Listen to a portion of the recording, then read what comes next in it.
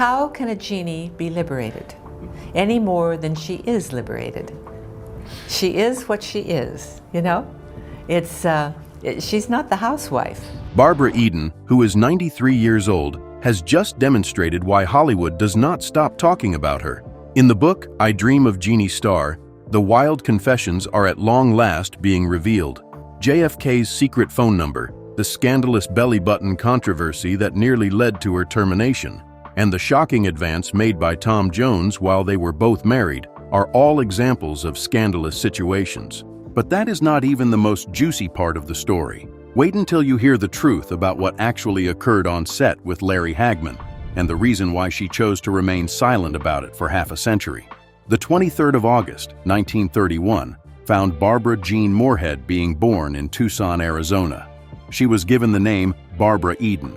It was in the midst of the Great Depression, a period of time when families all over the country were having a hard time supporting themselves. In their efforts to establish a life for themselves, her parents, Alice and Hubert Moorhead, did everything in their power. However, there was a lack of liquidity, and the future was not clear. There was something significant about Barbara's family history, despite the challenges that she had to overcome. Being a descendant of Benjamin Franklin, she had a connection to one of the most influential figures in the history of the United States. At the age of 3, Barbara's parents went through a divorce. The hope that she would have a new beginning led her mother to take her to San Francisco. They made the city their new home, but life was not an easy place for them to live. At some point in time, Alice remarried and was eventually married to Harrison Connor Huffman, who worked as a telephone lineman. There was now a half-sister for Barbara, and their family did everything they could to make ends meet. Despite the fact that money was a constant worry, Alice was able to find ways to keep their spirits up. The atmosphere in their home was filled with music as she sang to her daughters. Barbara found solace and motivation in those moments, which became a source of inspiration for her. At the time, she was unaware of the ways in which her upbringing in San Francisco had influenced her. She was a resident of the Parkside neighborhood, which is a tight-knit community founded on strong foundations. Her ancestors had arrived in the city on covered wagons and clipper ships several generations ago, and her family had been a part of the city for many generations. However, history did not pay the bills, and Barbara quickly realized that she had to put in the effort to achieve the things that she desired. She began putting her talent to use in order to assist her family when she was a teenager. It wasn't long before she was performing with local bands after she began singing in church choirs. It wasn't just something she was doing for fun. Her family was in need of financial support, and singing came in handy. She was paid $10 per night for her performances in nightclubs. At the time, it was a significant event, and it provided her with something that was even more valuable: the experience. In order to acquire the skills necessary to command a stage, she worked with bands that were led by Howard Fredericks and Freddie Martin. She gained more self-assurance as a result of her performance in front of live audiences. She improved with each passing night, and each performance brought her one step closer to achieving something more significant. Despite the fact that music was her first love, she began to see a future for herself in acting. At the age of 16, she took a courageous step and joined Actors Equity. It was an indication that she was taking her performance career seriously. The Elizabeth Holloway School of Theater was where she received her training, and the San Francisco Conservatory of Music in San Francisco was where she studied singing. Her graduation from Abraham Lincoln High School took place in the year 1949. After that, she went on to spend the following year at City College of San Francisco, where she studied theater and got ready for the next stage of her professional life. After that, an unexpected occurrence occurred. She competed in a beauty pageant in 1951, using the name Barbara Huffman as her registration name. The moment she was crowned Miss San Francisco, she was thrust into the limelight that she had been waiting for. Her participation in the Miss California pageant was also noteworthy. It was irrelevant that she did not come out on top. Because of the experience, she gained confidence. Despite the fact that she had been performing for years, she was only now beginning to garner attention. The beginning of Barbara Eden's journey into television began with a series of minor but significant steps. She made an appearance on The Johnny Carson Show in 1955. It was her first major opportunity, a chance to perform on a stage that was recognized on a national level. Despite the fact that television was still in its infancy at the time, landing a spot on a variety show meant being seen by millions of people. It's not just that Eden was there to sing. Additionally, she demonstrated her acting abilities, which served to attract the attention of the producers. Someone noticed something about her, a vitality that compelled people to keep an eye on her. After that, she made an appearance on the show I Love Lucy. This was not merely another work opportunity for an actor. One of the most famous people in the history of television was Lucille Ball. The opportunity to work alongside her was something that any young actress would have wished for in their wildest dreams. Ball possessed impeccable comedic timing, and she was in complete command of every aspect of her show. When Eden was able to share the screen with her, she was able to gain knowledge from the very best. Eden was able to gain recognition in the industry. Despite the fact that the role was relatively minor, her career was not something that happened by chance. Her mother recognized Eden's potential at an early age. She explained to her that singing by itself was not sufficient.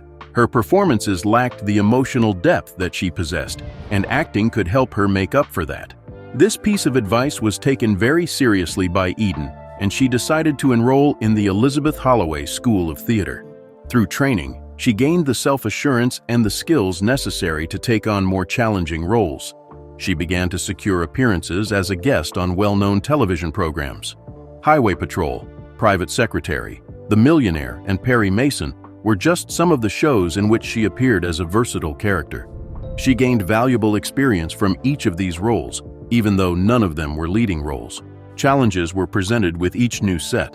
Every single director had their own unique approach. She was able to acquire new knowledge each time she appeared in front of a camera. After that, the breakthrough occurred. Her role in the 1957 film How to Marry a Millionaire was cast in her honor. The original film, which was released in 1953 and starred Marilyn Monroe, Betty Grable, and Lauren Bacall, was adapted for television in this particular instance. Three young women who lived in New York City and shared the common goal of marrying wealthy men were the subjects of the show. Eden was one of the main characters in the comedy, which was a lighthearted comedy. The first time she appeared as a series regular was this time. 2 seasons were produced by the show. As a result of the fast-paced production, it was necessary to have excellent comedic timing when working on a sitcom. The ability to respond quickly, deliver punchlines, and make her character feel real were all skills that Eden needed to learn. Keeping up with weekly scripts was difficult for her, but she quickly adjusted to the situation. She gained something of value from the series, despite the fact that it only lasted for a total of 52 episodes. Being a leading lady requires experience. By the year 1960, she was prepared for something more intense. Flaming Star, a Western drama starring Elvis Presley, was the year that she made her debut in a significant film role. When compared to the majority of his previous films, this one was a more serious story. Presley portrayed a man who was torn between 2 different worlds. Both his white family and his Kiowa heritage are present. A woman named Rosalind Pierce, who was caught up in the conflict, was portrayed by Eden. This was not a romantic story with a positive tone. Her performance demonstrated that she was capable of handling dramatic roles, and the film itself was filled with genuine feelings.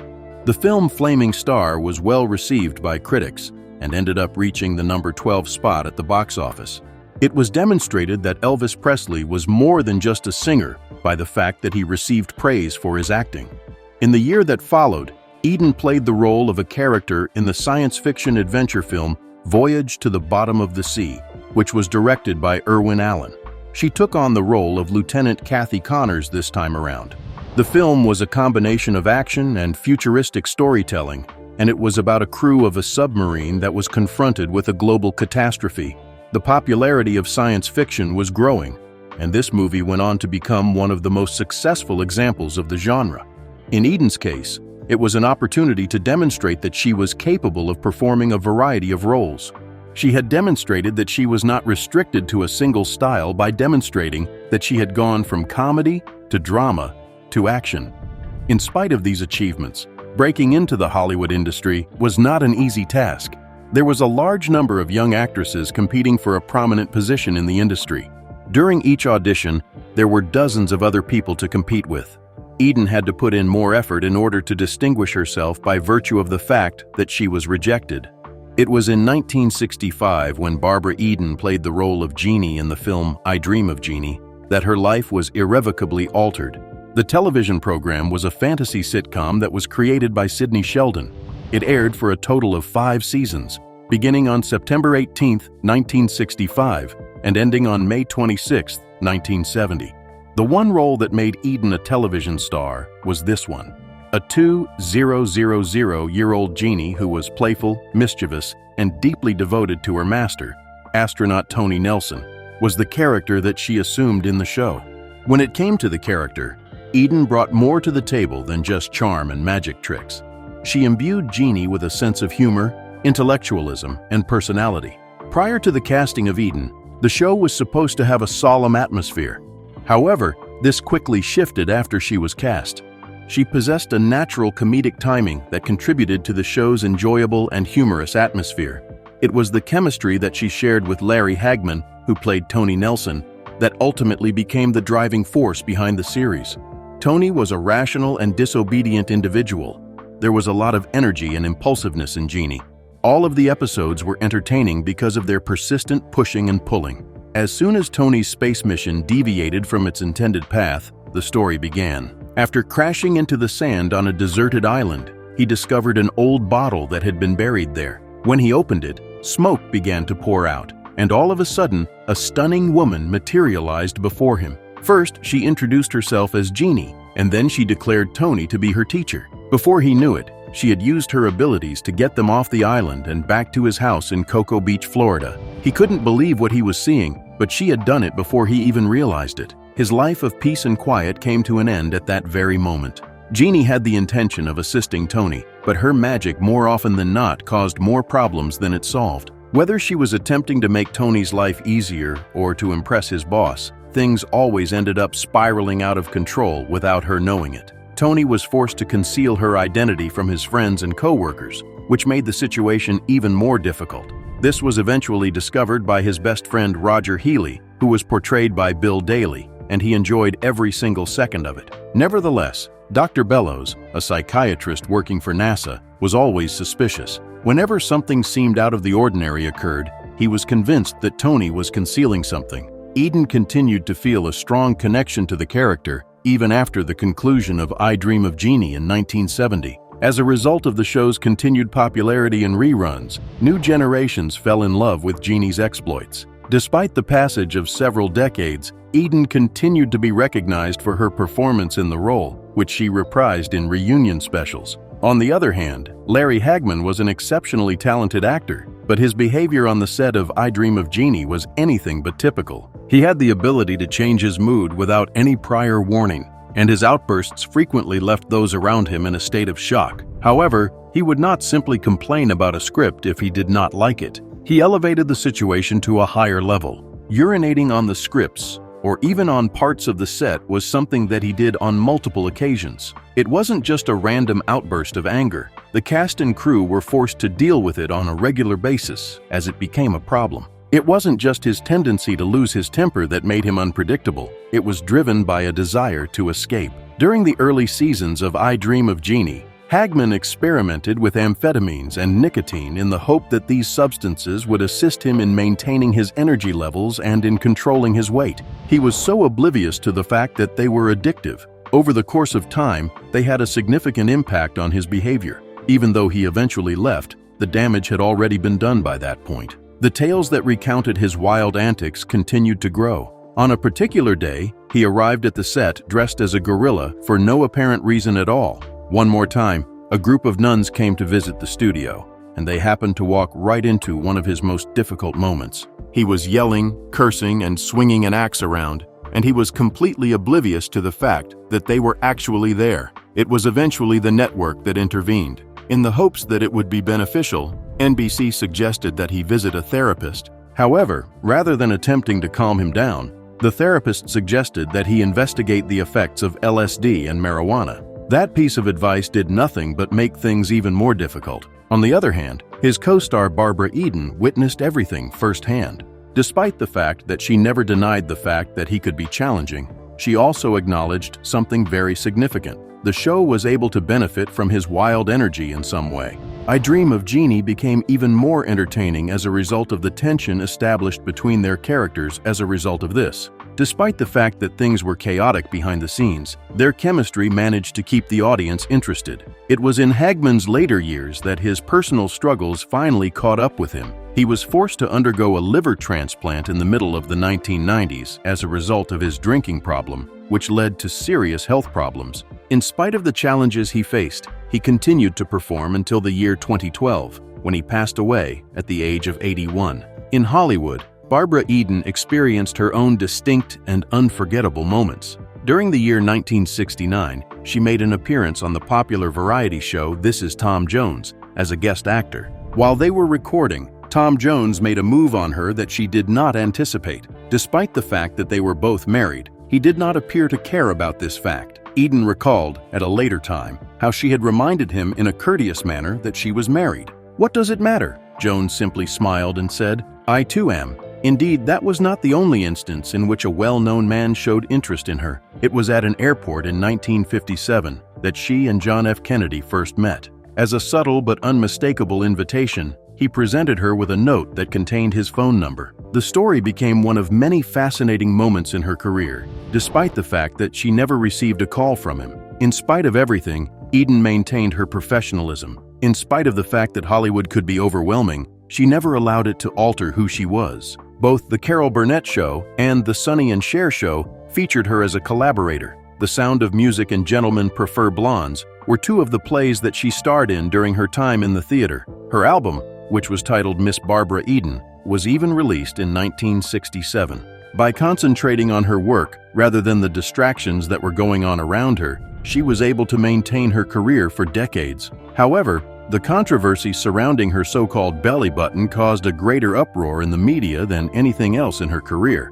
An uncomplicated observation was the starting point. On the television show I Dream of Jeannie, Eden's belly button was never shown to the audience, according to a journalist. Just that one comment sparked a debate that was completely ridiculous. A rumor circulated that NBC had stringent regulations regarding it. Some people asserted that the network made her wear a plug that was flesh-colored in order to conceal it. Eden has consistently denied this. She explained that the story had been exaggerated and that her costume automatically covered her navel. She also stated that the story had been exaggerated. Barbara Eden's legacy extends far beyond I Dream of Jeannie. Though the media fixated on her iconic role, she proved her versatility with projects like Harper Valley PTA, stage performances in The Sound of Music and Love Letters, and even a dramatic turn on Dallas. Her chemistry with Larry Hagman remained strong, delighting fans in reunions over the years. Her personal life was marked by both joy and profound loss. She endured the heartbreak of a stillborn child and the devastating loss of her son, Matthew, to addiction in 2001. Instead of retreating into grief, she used her platform to raise awareness about substance abuse, hoping to help other families facing similar struggles. Eden's resilience also carried her through multiple marriages before finding lasting happiness with real estate developer John Eichholz. She has dedicated herself to charity work, supporting causes like cancer research, child welfare, and addiction awareness. Even at 93, she remains active, attending conventions, supporting charities, and engaging with fans. Her memoir, Jeannie Out of the Bottle, gives a candid look at her life, career, and the lessons she's learned. Whether on screen or through her humanitarian efforts, Eden continues to captivate and inspire, proving that her magic extends well beyond the television screen.